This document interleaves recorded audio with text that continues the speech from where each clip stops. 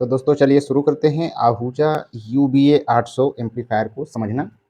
तो देखिए इस तरह से ये एम्पलीफायर कुछ अंदर से दिखता है, पहले एक बार देख लो ताकि आप जब काम करोगे तो कहाँ पर काम करना है ये चीज़ आपको अच्छी तरह से समझ में आता रहे।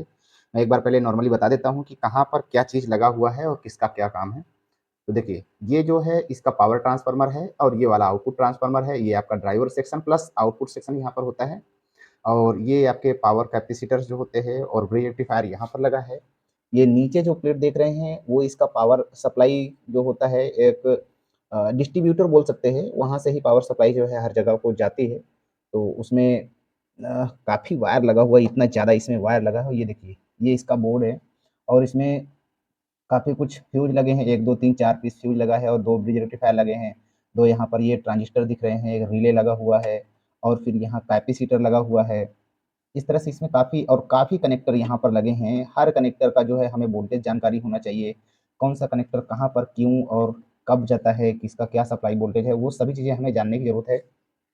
अगर ये चीज़ हम समझ लेते हैं और पावर सप्लाई को हम समझ लेते हैं, तो हमें कहाँ पर पावर देना है और बाई चांस कहीं पर पावर नहीं आ रहा या फिर जो वोल्टेज है उसकी जगह कोई गलत वोल्टेज है या फिर कैसा वोल्टेज है, जब तक हमें वो कन्फर्म ना हो कि वो चीज़ कहाँ से आता है और मतलब कितना आता है। ये चीज़ अगर हमें पता होता है तो हम इसको ईज़िली रिपेयर कर सकते हैं।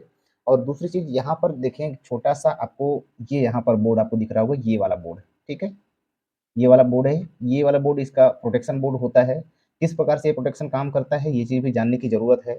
साथ ही ये आपका आउटपुट स्टेज है और यहाँ पर एक फ़ैन के लिए पीसीबी है, ये फ़ैन का कंट्रोल यहाँ पर रहता है। ये देख लीजिए इसमें एक आईसी लगा हुआ है, ये यहाँ पे। और ये इसका वेस्टिबल वाला पैनल है, इसमें वेस्टिबल बोर्ड है पूरा। और ये है इसका एलईडी वाला कंट्रोल पैनल है, इसमें आपका वीयू मीटर भी होता है और प्रोटेक्शन की भी जो प्रोटेक्शन और टेम्परेचर, और इधर आपका ओवरलोड स्विच है। तो चलिए बारीकी से हम समझते हैं सर्किट डायग्राम की मदद से कि ये जो पावर सप्लाई है किस प्रकार से बना हुआ है, कितना वोल्टेज कहाँ से आउट होता है और ये सब जो लगा हुआ है इस बोर्ड का क्या काम है, इस बोर्ड को भी अच्छी तरह समझेंगे। उसके बाद फिर हम आगे की चीज़ें समझेंगे। पहले इतना हम कंप्लीट कर लेते हैं, ये पावर सप्लाई और ये कैपेसिटर वाला सेक्शन, ये वाला सेक्शन और ये यहाँ पर जो बोर्ड लगा है, इस बोर्ड को पूरी डिटेल के साथ समझते हैं कि इसमें जो जो आइटम लगा है, वो क्या काम कर रहा है और कैसे काम कर रहा है। कि इस पे अगर कोई प्रॉब्लम हो जाती है तो फिर हम मतलब घबरा जाते हैं, क्योंकि इसके बारे में हमें जानकारी नहीं होता कि ये रिले लगा है, क्यों लगा है, कैसे लगा है। वो सभी चीज़ें मैं आपको डिटेल में बताऊँगा कि ये बोर्ड क्या काम कर रहा है, ये यहाँ पर छोटा-सा जो बोर्ड है वो क्या काम कर रहा है और कितना वोल्टेज क्यों, क्या, कैसे, वो सब कुछ मैं आपको डिटेल में बताता हूँ। तो चलिए सर्किट डायग्राम से शुरू करते हैं। तो दोस्तों चलिए शुरू करते हैं और देखते हैं आहूजा यूवीए 800 का जो पूरा फंक्शन है वो कैसे काम कर रहा है। तो मैंने अभी आपको दिखाया कि उसमें एक ट्रांसफार्मर लगा हुआ है बड़ा-सा, एक छोटे साइज़ का भी ट्रांसफार्मर वहाँ पर लगा हुआ था, आप फिर से देख सकते हैं वीडियो में। तो यहाँ पर ये एक छोटा-सा ट्रांसफार्मर है, मैं इसको भी ड्रॉ कर देता हूँ यहाँ पर। ये देखिए और इसका ये सेकेंडरी वाला साइड रहेगा, ये देखो ये सेकेंडरी साइड हो गया और ये प्राइमरी साइड हो गया। उसमें एक ट्रांसफार्मर मैंने दिखाया, वहाँ पर 2-3 ब्रिज रेक्टिफायर दिखाए मैंने आपको और आईसी भी लगा हुआ था और साथ में एक रिले भी लगा हुआ था। तो पहले इनका फ़ंक्शन हम अच्छी तरह से समझेंगे कि किस तरह से ये पूरा फ़ंक्शन काम कर रहा है, आईसी क्या कर रही है, ये ट्रांसफार्मर, ये रिले और ये सब ढेर सारे इसमें ब्रिज रेक्टिफायर लगाए गए हैं। सबका एक-एक करके हम कार्य फ़ंक्शन समझते हैं। तो सबसे पहले इस मेन वाले ट्रांसफार्मर को हम देख लेते हैं कि इसमें जो वाइंडिंग है, काफ़ी ढेर सारा वाइंडिंग किया जाता है। तो ये इसकी प्राइमरी वाइंडिंग है, प्राइमरी में ये सबसे पहला पॉइंट आपका रहेगा, इसको बोलेंगे हम न्यूट्रल वाला पॉइंट बोल देंगे और ये बीच में जो पॉइंट होता है, ये 220 वोल्ट के लिए होता है, 220 वोल्ट। और उसके बाद जो ये वाला पॉइंट है, ये है 240 वोल्ट के लिए और ये लास्ट वाला जो होता है, ये है 280 वोल्ट के लिए, ठीक है? तो दोस्तों ये ट्रांसफार्मर एक प्रकार के जैसे स्टेबलाइज़र की तरह बनाया गया है कि अगर लो वोल्टेज आता है, तो भी ये एम्पलीफायर बराबर काम करेगा, अगर हाई वोल्टेज भी आ जाता है, अराउंड 280 वोल्ट तक ये सपोर्ट करने वाला एम्पलीफायर होता है, इसीलिए इसमें 280 वोल्ट का वाइंडिंग अलग से निकाला गया है। अब देख लेते हैं कि इसकी जो पावर सप्लाई है किस प्रकार से यहाँ पर कनेक्ट हो रही है, कैसे कहाँ पर क्या वोल्टेज आ रहे हैं। तो देखिए, सबसे पहले मैं यहाँ पर जो है एक सॉकेट बना देता हूँ, ठीक है? इस तरह से। तो इसमें से 2 पॉइंट आपका निकल जाता है, लाइन और न्यूट्रल। तो मैं किसी दूसरे कलर से इसमें ड्राइंग बनाता हूँ ताकि आपको अच्छी तरह से चीज़ें समझ में आ जाएँ। तो दरअसल मेरे पास सर्किट डायग्राम है दोस्तों इसका ओरिजिनल, लेकिन वो थोड़ा-सा फ़ोटोकॉपी जैसा है, तो बहुत ज़्यादा क्लियर नहीं उसमें आता। अगर मैं उसको फिर से ड्रॉ करता हूँ तो काफ़ी ज़्यादा क्लियर हो जाएगा, आपको वन बाय वन समझने में भी आसानी हो जाएगी। क्योंकि अगर एक साथ ही हम पूरा सर्किट डायग्राम रखते हैं, तो सारी चीज़ें होने की वजह से हम उसको ज़ूम भी नहीं कर सकते और ज़ूम भी करते हैं तो भी थोड़ा-सा फट जाता है और एक साथ होने की वजह से ये हमें नहीं समझ में आता है कि कौन-सा लाइन कहाँ पर जा रहा है, वैसा ही हो जाएगा जैसे कि एम्पलीफायर में अभी आपने देखा ढेर सारा वायरिंग है और उसकी वजह से कम समझ में आता है सभी को। तो एक बार हम इसमें अलग-अलग करके बना करके देखते हैं कि किस प्रकार से ये सर्किट डायग्राम हमारा कंप्लीट होता है। तो ये यहाँ पर जो हमारा जो मेन स्विच होता है, वो मेन स्विच यहाँ पर मैंने ड्रॉ किया है। तो यहाँ से हमारा न्यूट्रल वाला जो वायर है, वो सीधा ही निकल करके इस तरह से, निकल करके ये हमारा न्यूट्रल वाला वायर यहाँ पर बीच वाले पॉइंट पर इस तरह से मैंने डाल दिया है स्विच में। अब जैसे ही हम स्विच चालू करेंगे तो ये नीचे वाले पॉइंट की तरफ से हमारा वोल्टेज आउट होगा और सीधा ही चला जाएगा इस न्यूट्रल वाली लाइन पर, जो ट्रांसफार्मर का न्यूट्रल वाला पॉइंट है, वहाँ पर इस तरह से ही चला जाएगा। और जो दूसरा वाला वाइंडिंग है हमारा, यानी जो जिसको हम लाइन बोलेंगे, इसको हम अगर न्यूट्रल बोल रहे हैं तो ऊपर वाले को हम लाइन बोलेंगे, ठीक है? या फिर फेस भी बोलते हैं कुछ लोग। तो यहाँ से जो वोल्टेज निकलता है, वो वोल्टेज सबसे पहले जाता है एक ओवरलोड स्विच पे, ठीक है? मैंने आपको ओवरलोड स्विच दिखाया, ये आपका ओवरलोड स्विच हो गया। जब इसमें ओवरलोड होता है तो ये ओपन हो जाता है। क्या हो जाता है? ओपन हो जाता है यहाँ से।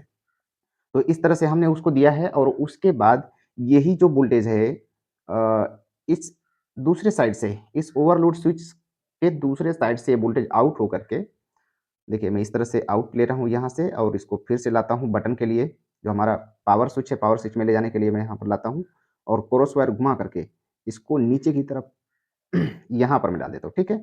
अभी आप समझ पा रहे होंगे कि इसमें दोनों वायर जो है, ये वाला आपका न्यूट्रल इस तरह से आकर के यहाँ पर आया है और लाइन वाला जो है, वो सर्किट ब्रेकर के से होते हुए इधर से आकर के इस पॉइंट पर आ गया। जैसे हम पावर चालू करते हैं, तो वैसे ही यहाँ पर ये चला जाएगा और जाने के बाद यहाँ से इस वाले पॉइंट से ये वोल्टेज हमारा आउट होगा और जैसे ये वाला वोल्टेज सीधा गया था ट्रांसफार्मर में, उसी तरह से इस वोल्टेज को हम ले जाकर के सीधा ही ट्रांसफार्मर के वाइंडिंग पर ना दे करके इसको हम देते हैं रिले के लिए। कहाँ पर देते हैं? रिले के लिए, ठीक है? तो मैं आगे आपको ये वाला पॉइंट आपको समझाता हूँ, उससे पहले यहाँ पर जो हमारा सर्किट ब्रेकर है, इस सर्किट ब्रेकर के ही पैरेलल में एक कनेक्टर होता है, मैं वहाँ पर ड्रॉ कर देता हूँ एक कनेक्टर एक। ये देखिए, इस तरह से मैं यहाँ बना देता हूँ। ये लाइन इसी से जुड़ करके जाएगा इस तरह से और ये है एक कनेक्टर पर वोल्टेज जाता है, ये हमारा कनेक्टर हो गया। और कनेक्टर के बाद ये जो आगे आप देखेंगे तो इसमें एक एलईडी लगा हुआ होता है। वो एलईडी मैं यहाँ पर एलईडी पीसीबी में ही मैं एलईडी ही ड्रॉ कर देता हूँ, ठीक है? सीधा-सीधा ही मैं यहाँ पर एक एलईडी ड्रॉ कर देता हूँ, जिसमें हम एक रजिस्टर लगाएँगे। ये रजिस्टर मैंने लगाया, दूसरे वाले में भी हम एक रजिस्टर लगाएँगे इस तरह से और यहाँ पर एक एलईडी ड्रॉ कर देंगे। दोस्तों जब भी हमारा वो जो ओवरलोड स्विच है वो ओपन होता है तो उसके साथ ये एलईडी जो है मतलब ग्लो करने लगती है, तो हमें पता चल जाता है कि हमारा ओवरलोड हो गया है। तो और इसकी जो वैल्यू है वो मैं लिख देता हूँ यहाँ पर 8K2, 8K2 ये वाला रजिस्टर है और ये वाला जो रजिस्टर है, ये भी हमारा 8K2 ही है, ये इस तरह से। तो अगर ये ओपन हो जाता है दोस्तों, तो जब ओपन होता कब है? ये चीज़ आप समझिए। जब ट्रांसफ़ार्मर या फिर ट्रांसफ़ार्मर की सेकेंडरी साइड में किसी भी रेक्टिफायर में अगर ओवरलोड होता है, मतलब शॉर्ट हो जाता है, तो ये सेट ओवरलोड होता है और ये पॉइंट जो है आपका ओपन हो जाता है। ओपन होने के कारण एक वोल्टेज तो हमारा डायरेक्टली 8 के 2 द्वारा एलईडी को जा रहा होता है और दूसरा वाला जैसे यहाँ से हमने वोल्टेज डाला हुआ है, तो वो वोल्टेज घूम करके सेकेंडरी लाइन से इधर से यह वोल्टेज यहाँ पर आ जाएगा, क्योंकि ये ओपन होता है और हमारा ये एलईडी ग्लो हो जाता है, जैसे सीरीज बल्ब होता है, उसी तरह से ये सीरीज में ही लगा हुआ होता है।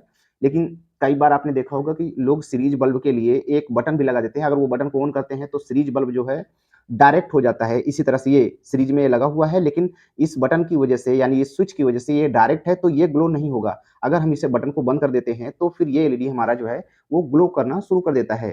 तो इससे भी हम लगा सकते हैं कि हमारा ओवरलोड हो गया, ठीक है? तो ये हमारा हो गया ओवरलोड वाला। अब देखिए, जो यहाँ पर ये जो वोल्टेज है हमारा, इस वोल्टेज को किस प्रकार से रिले के लिए ले जाते हैं यहाँ पर, ये हमारा रिले लगा हुआ है। रिले का ये वाला जो पॉइंट है, ये कॉइल होता है और यहाँ पर इसके 3 पॉइंट होते हैं। मैं आपको एक रिले यहाँ पर, लेकिन फिलहाल तो मुझे जाना पड़ेगा। चलो कोई बात नहीं। यहाँ पर रिले का ये पॉइंट है, तीनों पॉइंट आप देख रहे हैं, इसका एक नाम होता है पोल। ये जो बीच वाला पॉइंट है, ये क्या है? पोल। यहाँ पर लिख देता हूँ। ये आपका पोल हो गया और ये आपका एनसी पॉइंट होता है। इस पर लिख देता हूँ एनसी। एनसी का मतलब होता है नॉर्मली कनेक्ट। तो ये पोल के साथ ये वाला पॉइंट नॉर्मली कनेक्ट है। यहाँ पर ये देख सकते हैं, ये नॉर्मली इसके साथ कनेक्ट है। जैसे ही हम इस पॉइंट पर वोल्टेज देते हैं, अगर ये 12 वोल्ट का है तो 12 वोल्ट देंगे, 24 वोल्ट का है तो 24 वोल्ट देंगे। अगर हम इसको 24 वोल्ट की सप्लाई इस कॉइल में देते हैं तो ये पोल वाला पॉइंट है, कनेक्ट हो जाता है किसके साथ? इसके साथ, जिसको हम एनओ बोलते हैं। क्या बोलते हैं? एनओ। एनओ मतलब नॉर्मली ओपन। तो नॉर्मल कंडीशन में ये पॉइंट ओपन रहता है। और ये वाला पॉइंट नॉर्मल कंडीशन में कनेक्ट रहता है, इसलिए इसको एनसी बोलते हैं, इसको एनओ बोलते हैं। बीच वाला पोल पॉइंट है, यानी ये बीच वाला पॉइंट जो है वोल्टेज देने के साथ या नॉर्मल कंडीशन में ये एक स्प्रिंग के ज़रिए स्प्रिंग रहता है इसमें, उस स्प्रिंग की वजह से ये नॉर्मली कनेक्ट रहता है इस पॉइंट के साथ, एनसी के साथ। जैसे ही हम वोल्टेज देंगे तो ये चुंबकत्व की वजह से मतलब चुंबकीय क्षेत्र इसमें जनरेट होता है, जिसकी वजह से ये जो पॉइंट है यानी पिन है ये इसके साथ कनेक्ट हो जाता है, तो हमारा ये जो पोल पर जो वोल्टेज है वो इस इधर से जाने लगेगा। अब तो देखिए, ये जो वाइंडिंग है नॉर्मली कनेक्ट वाला, ये वाइंडिंग सीधा ही आपका जा करके पहले मैं एक बार आपको ये वोल्टेज डाल देता हूँ जो यहाँ से ये पॉइंट का वोल्टेज है, ये पॉइंट इस पर मैं लिख देता हूँ पोल। ये पोल वाले पॉइंट पर कनेक्ट हुआ है, ठीक है? इस तरह से। तो यहाँ पर ये पोल है, ये पोल पर कनेक्ट हो जाएगा, यहाँ पर आ जाएगा। मैं यहाँ से वायरिंग उसको घुमा करके नहीं ले जाऊँगा, साथ ही मतलब बात ये है कि अगर मैं इसको घुमाता हूँ तो शायद सर्किट डायग्राम जो है थोड़ा-सा गंदा हो जाए और चीज़ें समझ में ना आए, इसलिए मैं इसको छोड़ दे रहा हूँ, पोल लिख करके यहाँ पर भी पोल लिख रहा हूँ। तो ये समझ लेना आपको कि ये जो आपका पॉइंट है, ये आपका पोल पे के साथ कनेक्ट हुआ है, यानी इस पॉइंट के साथ। अब ये जो एनसी वाला पॉइंट है, यहाँ से वोल्टेज आपका निकल जाएगा क्योंकि ये नॉर्मली इधर से ही जुड़ा ही रहता है। ये रिले जो है इधर से जोड़ करके रखता है सप्लाई को, तो यहाँ से वोल्टेज आपका आउटपुट होकर के 240 वोल्ट वाली लाइन में कनेक्ट हो जाता है, यानी इस पॉइंट पर। ये देखो इस पॉइंट पर। इस पॉइंट का कनेक्शन कहाँ है? एनसी में। मैं यहाँ पर लिख देता हूँ, एनसी। ये एनसी पर कनेक्ट है और ये वाला पॉइंट आपका हो जाएगा एनओ, ठीक है? इस तरह से। अगर हम रिले को ऑन करवाते हैं तो ये पॉइंट इधर 240 वोल्ट वाली वाइंडिंग के साथ, ये वाला कहाँ कनेक्ट है? 280 वोल्ट की जो वाइंडिंग है उसके साथ ये कनेक्ट रहता है यहाँ पर, ठीक है? अब इसको ऑन कब करवाना है, ऑफ कब करवाना है, ये चीज़ चलिए देख लेते हैं। लेकिन उसके पहले ये वाला जो ट्रांसफ़ार्मर है, ये ट्रांसफ़ार्मर भी हमें इसकी जो सप्लाई है वो भी कनेक्ट करना होगा। तो इसकी जो सप्लाई है, जो न्यूट्रल वाला है, वो डायरेक्टली यहाँ पर न्यूट्रल के साथ इस तरह से आ रहा है। मैं वाइंडिंग लेकर के इधर रेड कलर से कर देता हूँ। ये देखो, यहाँ से मैं इस तरह से इस ट्रांसफ़ार्मर की प्राइमरी में न्यूट्रल वाला पॉइंट डाल दिया। जैसे ही आप पावर स्विच ऑन करेंगे, तैसे ही वहाँ पर चला जाएगा और दूसरा ये जो पोल वाले पर जो वोल्टेज आ रहा था, इस वोल्टेज को भी हम उठा करके इसके वायरिंग के दूसरे वाले पॉइंट, प्राइमरी के दूसरे वायर में हम डाल देते हैं इस तरह से। तो जैसे ही ऑन करेंगे वैसे इस ट्रांसफार्मर को भी सप्लाई आ जाएगा और उसके बाद ये सप्लाई जो है सेकेंडरी से आउटपुट होकर के देखो, साथ ही ये सप्लाई इस रिले को भी चला जाता है, तो तुरंत ही ये वाला ट्रांसफार्मर भी हमारा ऑन हो जाएगा 240 वोल्ट की वाइंडिंग के साथ। इस वाले वाइंडिंग में आपका वोल्टेज आ जाएगा। लेकिन अगर यह वोल्टेज ज़्यादा होता है तो अ, ज़्यादा वोल्टेज होने के कारण जो आपका एम्पलीफायर का सर्किट है वो खराब होने के चांसेस हो जाते हैं। इसलिए ये जो ट्रांसफार्मर है अगर ज़्यादा वोल्टेज होता है तो इस आईसी को ऑन करवाएगा और फिर ये आईसी इस रिले को ऑन करवा देगी, जिसकी वजह से ज़्यादा वोल्टेज आपका 280 वोल्ट की वाइंडिंग में आ जाएगा, यानी इस पॉइंट पर वोल्टेज आ जाएगा। तो ये 240 आपका ओपन हो जाएगा और यहाँ पर आपका वोल्टेज आना होगा, जो आपका मेन वोल्टेज है वो यहाँ पर आना होगा 280 वोल्ट की वाइंडिंग में। इसलिए होता क्या है कि जो हमारा सेकेंडरी का जो वोल्टेज है वो मैनेज हो जाता है। प्राइमरी का वोल्टेज अगर हम वाइंडिंग बढ़ा देते हैं तो सेकेंडरी में जो वोल्टेज आउट होगा वो कम ही आउट होगा, वहाँ पर ज़्यादा वोल्टेज सेकेंडरी में आउट नहीं होगा। तो ये एक फ़ायदा होता है यहाँ पर वाइंडिंग बढ़ाने का कि हमारा जो ड्राइवर सेक्शन है या फिर आउटपुट के जो ट्रांजिस्टर हैं, वो ट्रांजिस्टर पर ज़्यादा वोल्टेज नहीं जाता, जिसकी वजह से हमारा सर्किट जो है जल्दी से खराब नहीं होता, यानी एम्पलीफायर जो है हमारा जल्दी से खराब नहीं होता। तो अभी एक बार ये देख लीजिए इसका जो फंक्शन है वो कैसे है? पहले तो हम इसका फंक्शन समझने से पहले हम इस सेक्शन को हम समझ लेते हैं कि ये जो ब्रिज रेक्टिफायर है किस प्रकार से है और ये वाइंडिंग है वो किस प्रकार से है।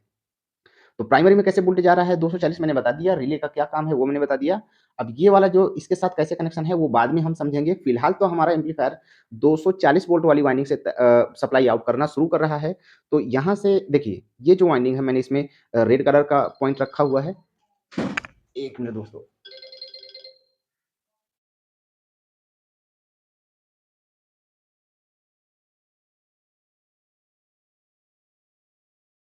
तो देखिए, यहाँ पर मैंने जो रेड कलर का मार्क किया है ये होता है आपका हाई वोल्टेज, ठीक है? तो उसके लिए मैं दूसरे कलर का इस्तेमाल करता हूँ ताकि आपको अच्छी तरह से समझ में आ जाए। तो ये वाला जो पॉइंट है आपका, ये पॉइंट ही डायरेक्टली ही इस जो हमारा बड़ा वाला ब्रिज रेक्टिफायर लगा है, मैंने बड़ा साइज़ का इसलिए बनाया है ताकि आपको ये समझ में आए कि ये चीज़ जो है, मेन जो सप्लाई होता है, सबसे तगड़ी सप्लाई, ये हमारी सबसे तगड़ी वाली सप्लाई होती है। इसी से ही हमारा एम्पलीफायर का जो आउटपुट स्टेज है, वो चल रहा होता है इस ब्रिज रेक्टिफायर से। ये बड़ा ब्रिज रेक्टिफायर होता है, इसके पैरेलल में 2 लगाए जाते हैं। अब उसके बाद जो इसकी वोल्टेज होगी, वो होगी यहाँ पर मैं लिख देता हूँ, ये है 60 वोल्ट, ठीक है? और ये बोलेंगे 0 की लाइन और ये रहेगा आपका फिर से 60 वोल्ट की वाइंडिंग यहाँ पर की जाती है और उसी वाइंडिंग के ही सीरीज में ही एक और वाइंडिंग निकाल दी जाती है, उसी से जोड़ करके पतला वायर निकाला जाता है। ये जो वाइंडिंग है आपका पतले वायर से रहता है, सिर्फ ड्राइवर सेक्शन को चलाने के लिए, तो इसकी वाइंडिंग जो है थोड़ा-सा बढ़ जाती है, यहाँ पर लगभग 65 वोल्ट के आसपास आ जाता है सप्लाई, इधर भी आपका 65 वोल्ट आ जाएगा एसी, ठीक है? इस तरह से हमारा ये एसी आ जाएगा, इस एसी 65 वोल्ट यानी हाई वोल्टेज इसको बोलेंगे, ठीक है? तो ये हाई वोल्टेज को मैं नीले कलर से यहाँ ड्रॉ कर देता हूँ। और साथ ही मैं आपको ये भी बताऊँगा कि ये हाई वोल्टेज क्यों यहाँ पर लिया गया है, क्या कारण है, वो चीज़ भी अब मैं आपको बताने का प्रयास करूँगा। पहले मैं इसकी वाइंडिंग जो है निकाल लेता हूँ, ये इस प्रकार से।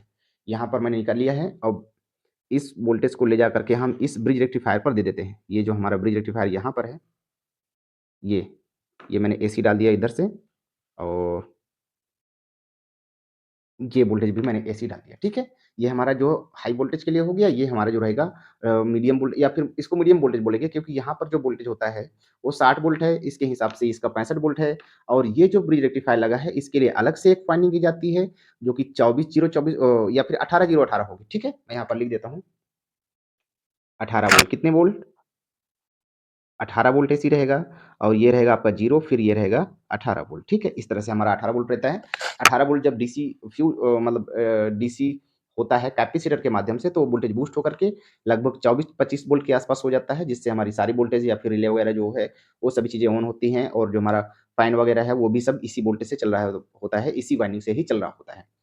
तो अब देखो, एक बार मैं यहाँ पर जो बीच वाला पॉइंट है इसको हम ग्राउंड का निशान यहाँ पर लगा देते हैं ताकि आपको ये समझ में आए कि ये बीच वाला पॉइंट है, ग्राउंड के साथ जुड़ा हुआ होता है और इसमें भी एक पॉइंट आपका ग्राउंड ही रहता है। मैं यहाँ ग्राउंड का निशान फिर से बना देता हूँ। ये देखिए, ये ग्राउंड बना दिया मैंने। अब इस वोल्टेज को ले जा कर के हम पहले ब्रिज रेक्टिफायर पर ले जाते हैं इस तरह से।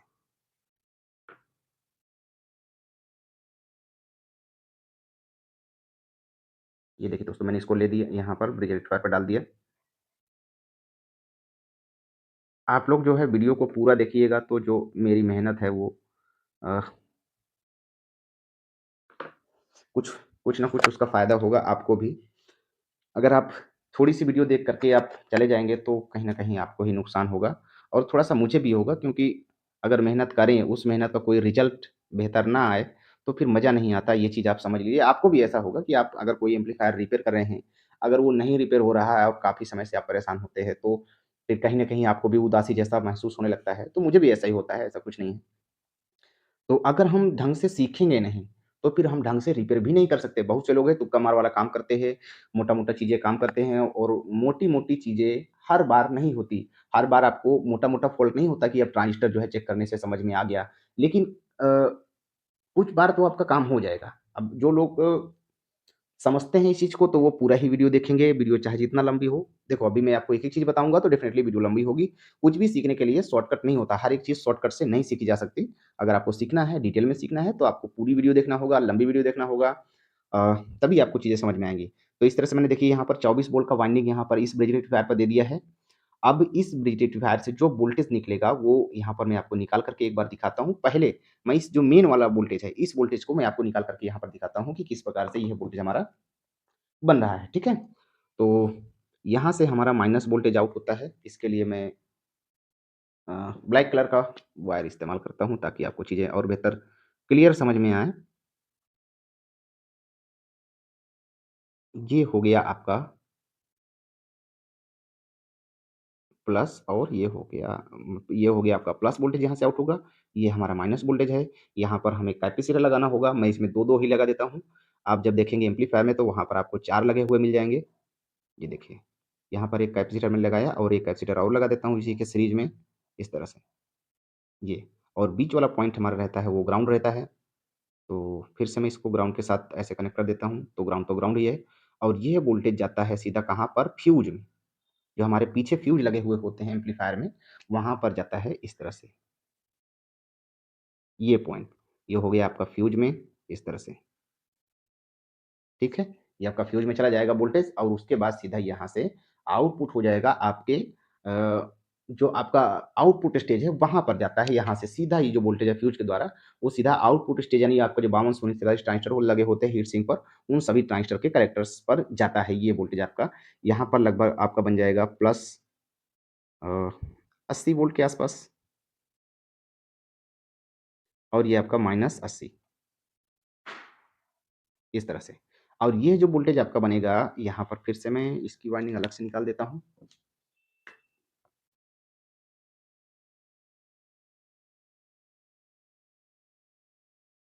ये वोल्टेज रहेगा दोस्तों जो आपका हाई वोल्टेज रहता है।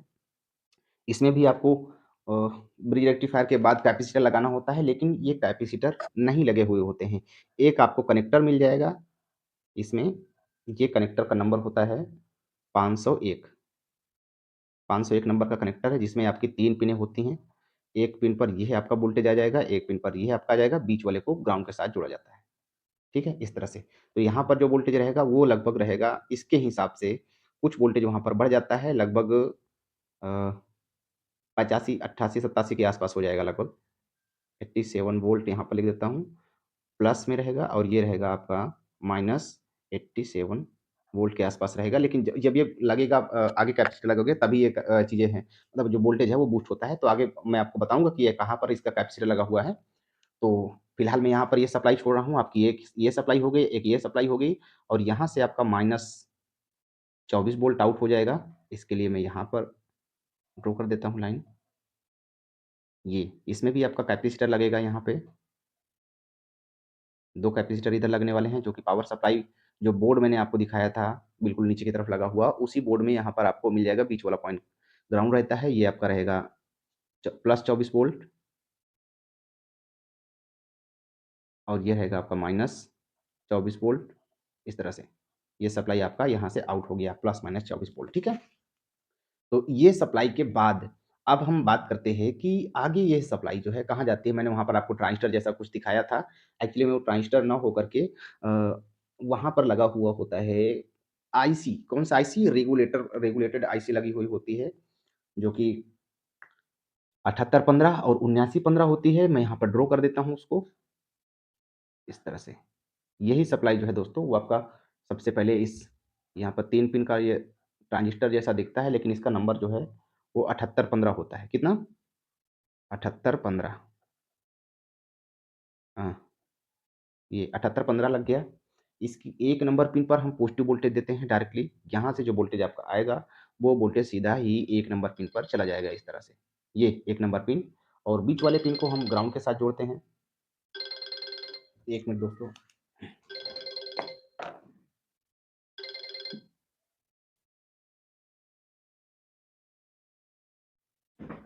तो चलिए दोस्तों आगे बढ़ते हैं क्योंकि फ़ोन आ गया था जिसकी वजह से थोड़ा-सा ब्रेक देना पड़ा। अब बात करते हैं कि ये वाला जो अभी हमारा ये कंप्लीट नहीं हुआ, इसको कंप्लीट कर देते हैं। ये देखो, ये बीच वाला पॉइंट है आपका, ये ग्राउंड के साथ रहता है, इस तरह से ग्राउंड के साथ जोड़ा जाता है और यहाँ से जो हमारा वोल्टेज आउटपुट होता है, वो होता है लगभग अ, 14 या 15 वोल्ट के आसपास होता है। यहाँ पर 15 वोल्ट आपका आउट हो जाएगा। मैं यहाँ लिख देता हूँ 15 वोल्ट प्लस, ये कितना रहेगा? प्लस 15 वोल्ट, ठीक है? और एक आईसी और यहाँ पर लगा हुआ होता है, इस तरह से मैं उसको भी ड्रॉ कर देता हूँ, इस तरह से। इसका जो नंबर होता है, वो होता है 7915, ठीक है? जिस तरह से ये आपका पॉजिटिव वोल्टेज के लिए काम कर रहा है, उसी तरह से ये वाला जो है आईसी आपका वो नेगेटिव वोल्टेज के लिए काम करता है। तो इसमें आपका जो 2 नंबर पिन होता है, ये इसको मैं 2 नंबर पिन बोलता हूँ। ये बीच वाले को 2 नंबर पिन बोल दूँगा, ठीक है? जैसे मैंने उल्टा बनाया हुआ है, तो इसमें पहले मैं नंबर लिख देता हूँ ताकि आपको कन्फ्यूजन ना हो। मैं यहाँ नंबर लिख देता हूँ, दूसरे दूसरे कलर से नंबर दे देता हूँ यहाँ पे। देखो, इसको मैं लिख देता हूँ आपका 2 नंबर पिन। ये 2 नंबर पिन मान लेते हैं और ये वाला बीच वाले को मान लेते हैं 1 नंबर पिन। ये मैं नीचे लिख देता हूँ 1 नंबर पिन और ये इधर वाला जो हो गया आप ये आपका 3 नंबर पिन हो गया, इस तरह से। तो 3 नंबर पिन से हम आउटपुट लेंगे और 2 नंबर पिन पर वोल्टेज डालेंगे। ये जो वोल्टेज है आपका इस तरह से आकर के इस 2 नंबर पिन पर चला जाता है, ठीक है? और जो 1 नंबर पिन है, ये 1 नंबर पिन भी ग्राउंड किया जाता है। इस तरह से मैंने इसको ग्राउंड कर दिया और इसके 3 नंबर पिन से आपका जो वोल्टेज है वो आउट हो जाएगा इस तरह से। आउट होकर के ये बन जाएगा आपका -15 वोल्ट, ठीक है? इस तरह से -15 वोल्ट आपका बन गया। तो आपने उम्मीद है कि आपको ये चीज़ें ज़रूर समझ में आई होंगी। तो दोस्तों वीडियो काफ़ी लंबा हो रहा है, आप लोग कमेंट करके एक बार ये ज़रूर लिख दो कि आपको चीज़ें समझ में आ रही हैं या नहीं आ रही हैं, या फिर मैं इस पर क्या मॉडिफ़िकेशन कर सकता हूँ, क्योंकि काफ़ी सारे लोगों ने मेंबरशिप लिया है, उसमें कुछ पैसे भी लगे हैं, वो लोग देख रहे हैं। तो मुझे लगता है कि आपको बेहतर तरीके से समझाना मेरा ड्यूटी है, तो उस हिसाब से मैं सोच रहा हूँ कि आप लोग अगर कमेंट करके बताते रहेंगे, तो मैं अगर कुछ मुझे फेर-बदल करना पड़ेगा, तो वो चीज़ भी मैं आपके लिए करता रहूँगा कि कुछ न कुछ। मान लो जैसे कोई चीज़ समझ में नहीं आया आपको, या फिर सर्किट में कोई कमी रह गया है, या फिर क्लियर नहीं है, या फिर जो भी आपको लगता है, वो आप ज़रूर कमेंट कर सकते हैं। अगर आपको लगता है कि मैं सर्किट डायग्राम के माध्यम से बताऊँ, तो ओरिजिनल वाले सर्किट डायग्राम के माध्यम से भी मैं आपको बता सकता हूँ। और जो भी लगे आपको, अपने हिसाब से आप लोग कमेंट कर दीजिएगा, ठीक है? मुझे ये बताने की ज़रूरत नहीं है कि आपको क्या कमेंट करना है। तो यहाँ जो ट्रांसफ़ार्मर है, इस ट्रांसफ़ार्मर की बात कर लेते हैं कि यहाँ पर क्या-क्या चीज़ें लगी हुई हैं। इसमें भी आपको एक ब्रिज रेक्टिफ़ायर मिलता है, तो यहाँ मैं आपका ब्रिज रेक्टिफ़ायर बना देता हूँ। ये हो गया आपका ब्रिज रेक्टिफ़ायर। हुँ, थोड़ा-सा जल्दबाज़ी में गड़बड़ हो गया दोस्तों, ये भी गड़बड़ हुआ जा रहा है। तो उम्मीद है कि आपको ये चीज़ समझ में आ जाएगी। ये देखिए, मैंने इसमें ढेर सारे ब्रिज रेक्टिफ़ायर बनाए हैं, अगर एक थोड़ा बहुत डैमेज टाइप का बना हो, तो भी आप समझ सकते हैं। इस तरह से हमारा एसी वोल्टेज इधर आ जाएगा, और यहाँ से हमारा निकल जाएगा डीसी, इस तरह से। इधर आपका माइनस वोल्टेज आ जाएगा, ये आपका माइनस वोल्टेज हो गया, और इधर से आपका प्लस वाला वोल्टेज आ जाएगा, इस तरह से। ये सिंगल सप्लाई रहता है दोस्तों, तो यहाँ पर एक कैपेसिटर लगाने की ज़रूरत है। आप यहाँ पर एक बीच में कैपेसिटर लगा सकते हैं, या फिर लगा हुआ होगा यहाँ पर, ये, ठीक है? इस तरह से। इस वाले पॉइंट को हम डायरेक्टली ही ग्राउंड कर सकते हैं। यहाँ पर ग्राउंड हो गया, और ये हमारा हो गया वोल्टेज, ठीक है? इस तरह से हमारा वोल्टेज हो गया। अब इस वोल्टेज को पहले एक ट्रांजिस्टर पर दिया जाता है, तो मुझे एक यहाँ पर ट्रांजिस्टर बनाना पड़ेगा। यहाँ पर मैं छोटा-सा ट्रांजिस्टर बना देता हूँ। ये देखो, इस तरह से मैंने एक ट्रांजिस्टर बना दिया है। ट्रांजिस्टर का ये वाला एमीटर पॉइंट है, और ये एनपीएन ट्रांजिस्टर है दोस्त, ठीक है? ये एनपीएन ट्रांजिस्टर का ये वाला पॉइंट भी ग्राउंड के साथ जुड़ा हुआ है। अब इसके बेस को सप्लाई देना होता है, तो उसके लिए डायरेक्टली इसके बेस पर वोल्टेज नहीं देते, एक लगाते हैं यहाँ पर रजिस्टर, ठीक है? देखो, एक रजिस्टर सबसे पहले लगाते हैं ग्राउंड के साथ, ये ग्राउंड के साथ मैंने एक रजिस्टर लगा दिया है। इस रजिस्टर की वैल्यू है 430 ओम, ठीक है? यहाँ पर है 430 ओम, मैं लिख देता हूँ यहाँ पे 430, और यहाँ पर सीरीज़ में आपको 2 रजिस्टर मिलते हैं, ठीक है? एक ये हो गया, एक ये हो गया, इस तरह से 2 रजिस्टर होते हैं। दोनों रजिस्टर की जो वैल्यू है 15 के और 560 के, इसकी वैल्यू मैं यहाँ पर लिखता हूँ 15 के, और इसके जो ऊपर वाला है उसकी वैल्यू उसके ही ऊपर लिख देता हूँ 560 ओम का है, ठीक है? आर का मतलब ओम होता है, और के का मतलब किलो ओम होता है। इस तरह से यहाँ पर हमारी वोल्टेज इसके बेस पर बनती है, और ये वोल्टेज जो है 0.5 वोल्ट के अंदर रहती है। कितना रहती है? 0.5 वोल्ट के अंदर रहती है वोल्टेज, जिसकी वजह से इसका ये ट्रांजिस्टर जो है ऑन नहीं होता, ठीक है? अब जो आईसी लगा हुआ है, इस आईसी को भी देख लेते हैं किस प्रकार से इस पर वोल्टेज आ रहे हैं। तो जो हमारी 15 वोल्ट की सप्लाई है वहाँ से, ये वाली जो 15 वोल्ट की सप्लाई है, ये लाइन यहाँ पर डायरेक्टली आती है, तो मुझे वो लाइन आपको यहाँ बना करके दिखाना होगा। मैं एक रेड कलर से मैं यहाँ लाइन बना देता हूँ, ठीक है? ये लाइन रही कितने वोल्ट की? 15 वोल्ट की, ठीक है? ये कनेक्टर द्वारा वहाँ पर आ रही होती है। तो दोस्तों, यहाँ पर आपके 2 रजिस्टर लगा हुआ है, ठीक है? इस तरह से आगे आकर के यहाँ 2 रजिस्टर लगता है। एक रजिस्टर ये लग गया, जिसकी वैल्यू होगी 15 के, और उसके नीचे फिर से एक रजिस्टर लगा हुआ है। फ़ोन आ गया फिर से।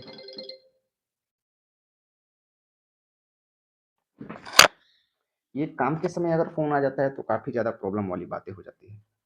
एक रजिस्टर और मैंने यहाँ पर लगाया है, और इसको ले जाकर के सीधा ही मैं ग्राउंड के साथ जोड़ देता हूँ, ठीक है? ये देखो, ये तो ग्राउंड ही है, तो मैं यहाँ जोड़ देता हूँ इस तरह से, ये ग्राउंड हो गया। और बीच में जो वोल्टेज बनेगा, उस वोल्टेज को ला करके हम सीधा आईसी के इस पॉइंट पर दे देते हैं। ये देखिए, यहाँ से जो वोल्टेज आया है, इसको हम इस तरह से इस आईसी के इस वाले पॉइंट से दे देते हैं। और इसका ये देखो, नंबर पिन नंबर मैं लिख देता हूँ। आईसी का ये 6 नंबर पिन है, और ये 5 नंबर पिन है, और ये वाला आपका 7 नंबर पिन होता है आउटपुट के लिए, ठीक है? और जिसमें जो 4 नंबर और 8 नंबर पिन होती है वो तो सप्लाई के लिए है, वो तो आपको पता है। आईसी का मैं नंबर इसमें लिख देता हूँ, आईसी है LM393, मैं थोड़ा-सा दूर लिख देता हूँ, LM393 आईसी लगा हुआ, ये आईसी है, वो कौन-सा है LM393, मैंने यहाँ पर लिख दिया है, ठीक है। अभी इसका जो 5 नंबर पिन है, उसका 5 नंबर पिन को भी हमें वोल्टेज देना होगा, जिसके लिए आपको यहाँ फिर से कुछ रजिस्टर लगाने होते हैं। ये रजिस्टर एक लग गया, उसके बाद इसमें एक और रजिस्टर लगता है, फिर एक और रजिस्टर इसी के सीरीज में लगा करके इसको भी ग्राउंड के साथ जोड़ते हैं। मैं इधर घुमा करके इसको भी ग्राउंड कर देता हूँ। ये देखो, इस तरह से हमने ग्राउंड कर दिया है। आप सबकी वैल्यू ऐसे मैं लाइन से इस पर ना लिख करके मैं थोड़ा-सा आगे लिख देता हूँ। 180 ओम और यहाँ पर लगा है 1K2 और यहाँ पर लगा है 33K। मैं लाइन से लिख देता हूँ इधर 180 ओम, फिर 1K2 और फिर 33K, 33K। इस तरह से मैंने यहाँ पर वैल्यू लिख दी है इसकी। ये वाला आपका 180 ओम है, ये वाला 1K2 है और ये वाला है 33K। इस तरह से आप समझ जाएँगे। और ये वाला जो 15K के बगल में 510 ओम का रजिस्टर लगा हुआ था, ये मैंने इसकी वैल्यू नहीं लिखी। यहाँ पर ही लिख देता हूँ 510, 510 ओम है, ठीक है? आपको लगे तो ये वाला आप सर्किट डायग्राम जो है, जब मैं आपको सर्किट डायग्राम भी दूँगा इसका, तो आपको बड़ी आसानी से वो चीज़ें समझ में आ जाएँगी कि वो फ़ंक्शन कैसे काम कर रहा है। तो थोड़ा-सा यहाँ पर ये बिगड़ रहा है, मुझे लग रहा है कि इसका जो फ़ंक्शन है, वो थोड़ा-सा गड़बड़-गड़बड़ सा बन रहा है। अब देखिए, ये वाले जो पॉइंट है, इसके लिए मैं यहाँ ब्लैक कलर का यूज़ करता हूँ। ये 5 नंबर पिन को इस वाले पॉइंट से सप्लाई आती है इस तरह से। ये यहाँ पर 5 नंबर पिन से इसको सप्लाई गई है और यही पॉइंट जो है आगे इस तरह से मैं निकाल लेता हूँ यहाँ पे।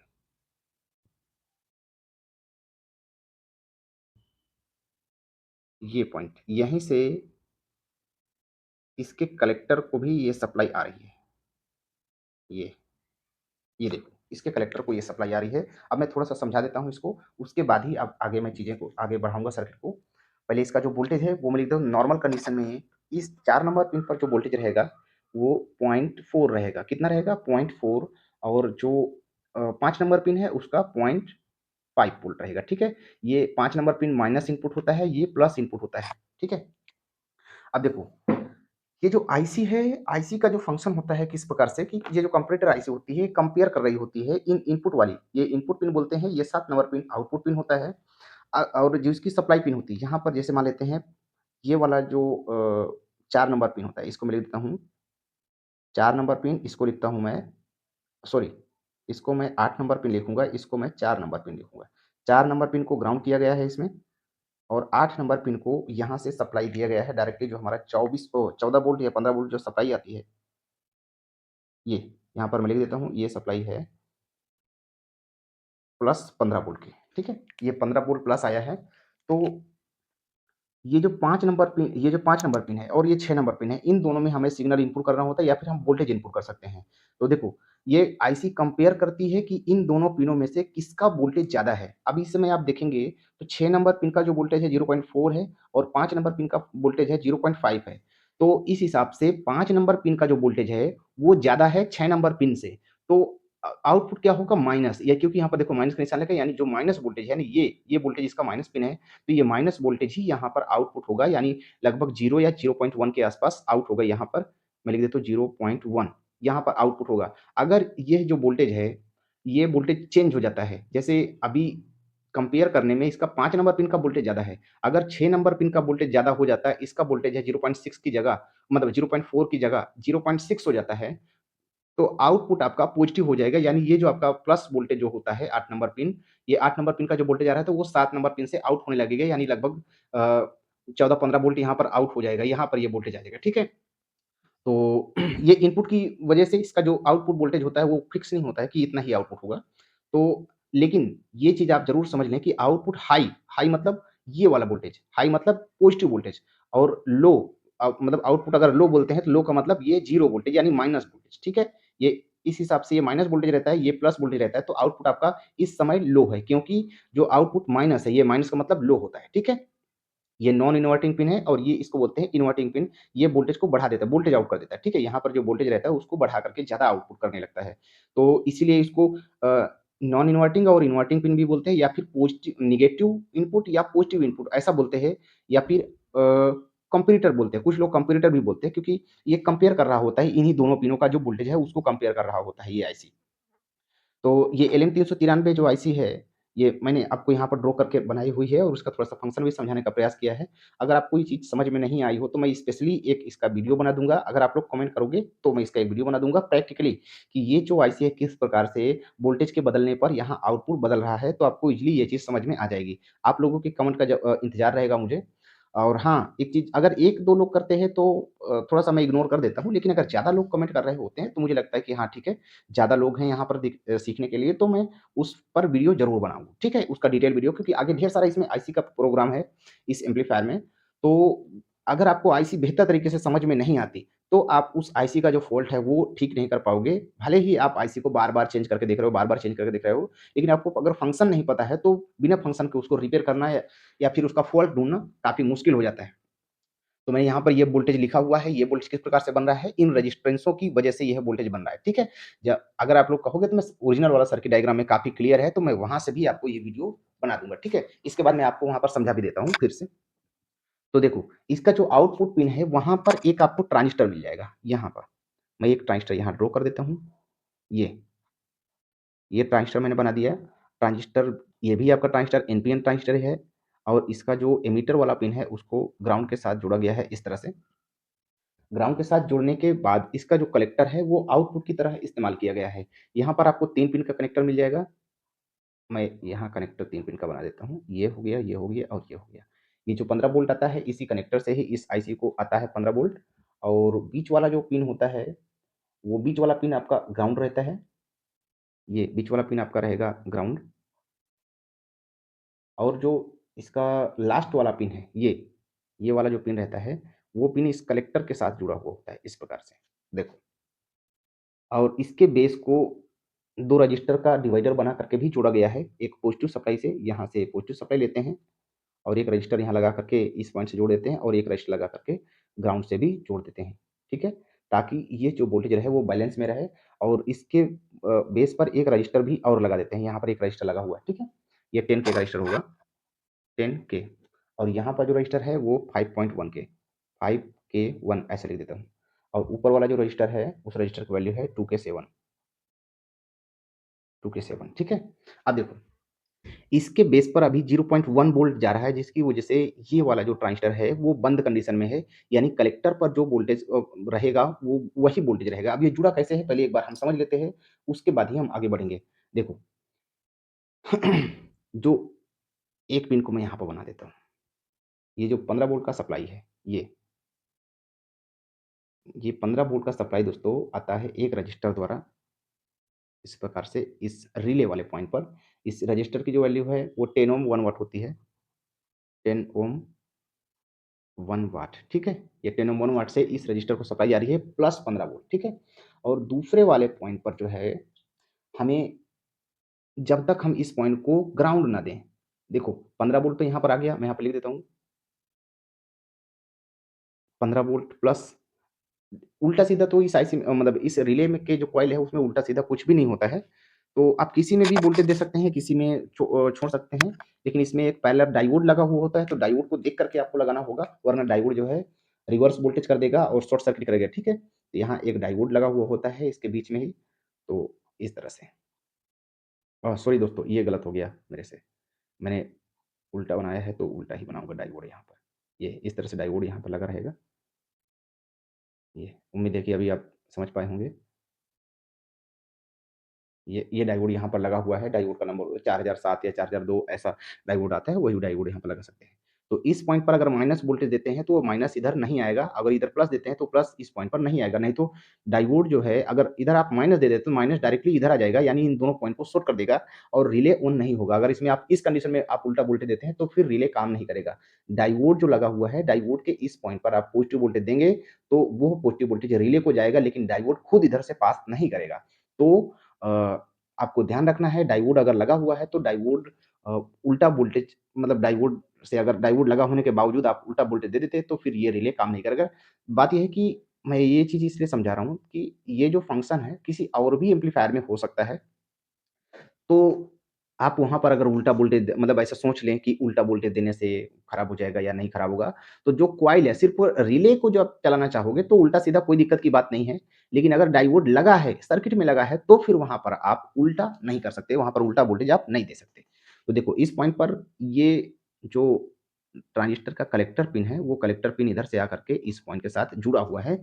अगर हम ट्रांजिस्टर के बेस पिन पर 0.5 वोल्ट से प्लस कोई वोल्टेज देते हैं या फिर जैसे 1 वोल्ट, 2 वोल्ट, 3 वोल्ट, 5 वोल्ट ऐसा कुछ वोल्टेज यहाँ पर आता है, इस आईसी के द्वारा यहाँ वोल्टेज बनता है, तो ये ट्रांजिस्टर जो एमीटर का जो वोल्टेज है, ये ग्राउंड जो है एमीटर से घुस करके कलेक्टर से आउट होगा और इस रिले के इस पॉइंट पर आ जाएगा, तो ये रिले ऑन हो जाएगा। नॉर्मल कंडीशन में ये 15 वोल्ट इस कॉइल से घूम करके इधर भी आ रहा होता है, यानी इस कलेक्टर पर भी आपको लगभग 15 वोल्ट शो होता है।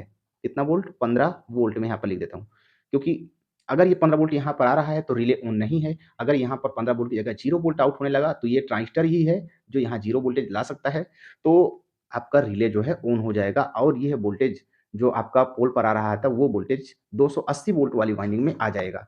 वो होता कब है? जब इधर से यह वोल्टेज ट्रांसफार्मर में आएगा, जो आपका मेन वोल्टेज है वो अगर हाई हो गया है तो ये ट्रांजिस्टर की जो बेस है, ट्रांजिस्टर के बेस पिन का वोल्टेज जो है बढ़ा देगा, लगभग 0.6 कर देगा, जिसकी वजह से ये ट्रांजिस्टर जो है ऑन हो जाएगा और एमीटर से ग्राउंड को आउट करके ये जो 5 नंबर पिन पर देखो 5 नंबर पिन पर ही इसका कलेक्टर जुड़ा हुआ है, तो 5 नंबर पिन का वोल्टेज अभी ज़्यादा हो रहा है, तो ये वोल्टेज अगर ग्राउंड आएगा यहाँ पर तो इस वोल्टेज को ड्रॉप कर दिया जाएगा, तो 0.4 जो यहाँ पर बना हुआ है परमानेंट, ये ज़्यादा हो जाएगा, जिसकी वजह से आउटपुट भी आपका ज़्यादा हो जाएगा और ये ट्रांजिस्टर भी ऑन हो जाएगा, आपका रिले भी ऑन हो जाएगा। यानी अगर आपके प्राइमरी का जो वोल्टेज है वो बढ़ता है, तो आपका जो यहाँ पर रिले है वो तुरंत ही वोल्टेज को शिफ्ट करके 280 वोल्ट की वाइंडिंग में आपके वोल्टेज को भेज देता है।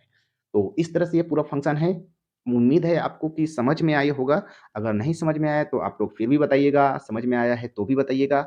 आपके फीडबैक का मुझे इंतज़ार रहेगा दोस्तों। वीडियो अच्छी लगी हो तो लाइक कर दीजिएगा और आपको आप पहली बार ये वीडियो देख रहे हो तो आपको पूरी सीरीज़ देखना है तो मैंने एक पूरी सीरीज़ बना रखी है, बनाता जा रहा हूँ, अभी लगातार मैं बना रहा हूँ उस सीरीज़ में। पूरी प्लेलिस्ट मैंने क्लास एबी की अलग की है, क्लास एच एम्पलीफायर के लिए अलग की है। तो क्लास एच एम्पलीफायर जिसको सीखना है वो लोग मेंबरशिप जॉइन कर सकते हैं और जो क्लास एबी को भी पूरी तरह से सीखना चाहते हैं वो लोग भी क्लास एबी वाला मेंबरशिप जॉइन कर सकते हैं। तो मैंने अलग-अलग दोनों का प्राइस रखा है। क्लास एबी का जो प्राइस है वो है ₹179 और जो क्लास एच का है वो है ₹599, ठीक है? इस तरह से आप वहाँ पर पेमेंट करके जिस तरह का वीडियो आप चाहिए उस तरह का वीडियो आप वहाँ पर देख सकते हैं, आपको वो सभी वीडियो आपको दिखाई देगा। तो मिलते हैं नेक्स्ट वीडियो में इसके दूसरे पार्ट में, तब तक टेक केयर, बाय बाय।